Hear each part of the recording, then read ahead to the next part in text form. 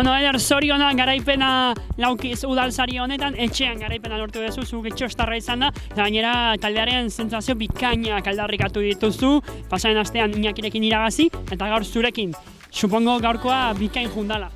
Bai, lasterketa oso gogorra izan da, euria asko egin du, eta bueno, egun guztia aurrean, taldea izugarrizko lan egin du, eta bueno, utzi gidateia azken kilometroan, eta ezin nuen taldea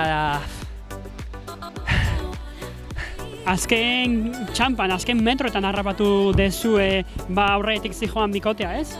Bai, ez dakit zer gertatu den, ze 3 joan dira, eta gero hor jokatzen, ze taldea egin du lan asko, karrea osoan, eta bueno, hor gure karta jokatzen, laboral, bueno, fundazion itxi du, eta bueno, sprintean irabazi dut.